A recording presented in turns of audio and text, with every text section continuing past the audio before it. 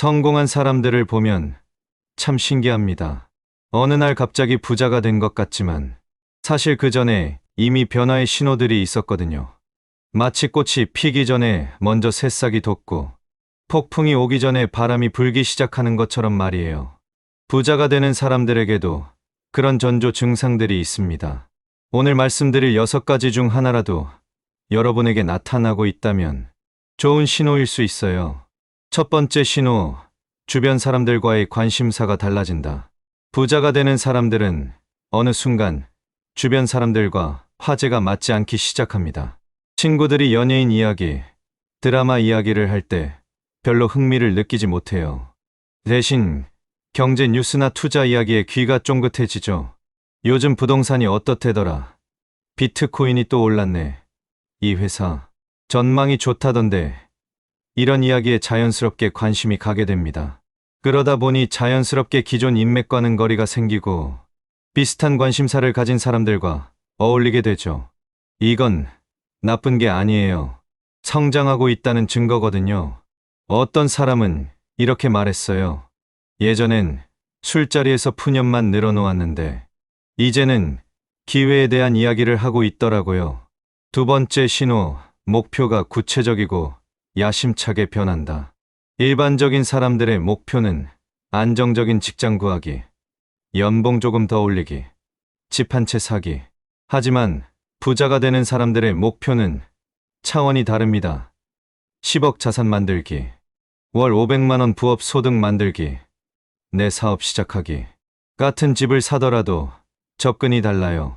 일반적으론 내가 살 집을 생각하지만 부자 마인드로 바뀌면 투자 가치가 있는 집을 생각하게 되거든요. 목표를 세울 때도 현재 상황에 맞춰서 세우는 게 아니라 되고 싶은 모습부터 그려놓고 역산해서 계획을 세우기 시작해요. 지금의 내가 할 수 있는 것이 아니라 목표를 달성하려면 어떤 사람이 되어야 하는가를 먼저 생각하는 거죠. 세 번째 신호, 성공한 사람들의 조언을 즉시 수용한다. 새벽에 일어나라. 독서하는 습관을 가져라. 운동을 해라. 가계부를 써라. 이런 조언을 들었을 때 어떤 반응이 드시나요? 부자가 되는 사람들은 그래, 한번 해보자 라고 생각해요. 일단 시도해보는 거죠. 설사 별 효과가 없더라도 해봤으니 됐다는 식이에요. 반면 다른 사람들은 그런다고 부자가 되나? 뻔한 소리. 나한테 맞지 않을 것 같은데. 이런 반응을 보이죠. 흥미로운 건 성공한 사람들이 나는 말 잘 듣는 바보였다고 고백하는 경우가 많다는 거예요.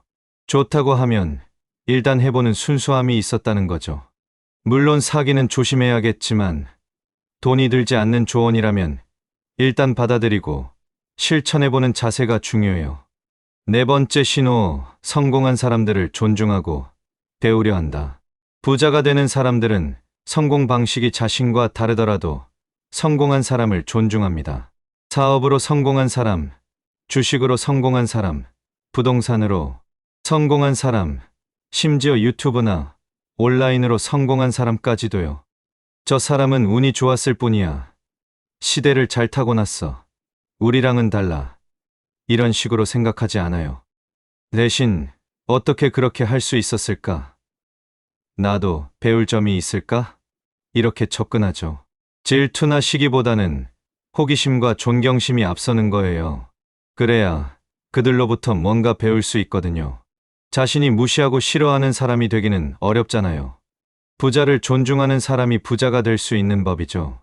다섯 번째 신호, 결정과 실행이 빨라진다. 이거 괜찮은 것 같은데? 생각이 들면 바로 움직입니다. 며칠, 몇 주씩 고민하고 분석하고 따져보는 게 아니라 일단 작게라도 시작해보는 거예요. 완벽한 준비가 될 때까지 기다리자가 아니라 하면서 배우자는 마음가짐이죠. 물론 신중함도 필요하지만 기회는 기다려주지 않는다는 걸 알고 있어요. 특히 시간의 소중함을 뼈저리게 느끼기 시작하면 더욱 그래요. 나중에 해도 되겠지라는 생각보다 지금 하지 않으면 언제 하겠어라는 생각이 앞서게 됩니다. 실패할 수도 있지만 시도하지 않으면 성공할 가능성은 0%라는 걸 아는 거죠. 6번째 신호, 실수를 반복하지 않는 시스템을 만든다. 부자가 되는 사람들도 실수를 많이 해요. 오히려 시도를 많이 하니까 실수도 더 많이 하죠. 하지만 차이점이 있어요. 같은 실수를 반복하지 않는다는 거예요.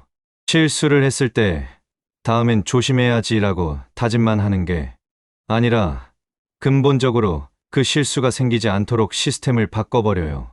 예를 들어 충동 구매를 했다면 다음엔 참아야지가 아니라 아예 카드를 집에 두고 다니거나 가계부 앱을 깔아서 매일 체크하는 식으로요. 의지력에 의존하는 게 아니라 환경과 시스템을 바꾸는 거죠. 그래야 지속 가능하거든요. 복귀하는 습관도 생겨요. 오늘 뭘 잘했고 뭘 잘못했나, 다음엔 어떻게 개선할까를 생각해 보는 거죠. 이 6가지 신호들 어떠세요? 여러분에게 나타나고 있는 변화가 있나요? 만약 하나라도 해당된다면 좋은 신호입니다. 여러분의 마음가짐이 부자의 방향으로 변하고 있다는 증거거든요. 중요한 건 이런 변화를 긍정적으로 받아들이는 거예요. 내가 변하고 있구나라고 인식하고 그 방향을 더 구체화해 가는 거죠. 부자가 되는 건 하루아침에 이뤄지지 않아요. 하지만 부자의 마인드로 바뀌는 건 지금 당장도 가능해요. 여러분도 이런 변화의 신호들을 느끼시길 바라며 더 나은 미래를 향해 한 걸음씩 나아가시길 응원합니다. 오늘도 시청해 주셔서 감사하고 다음에도 유익한 내용으로 찾아뵙겠습니다.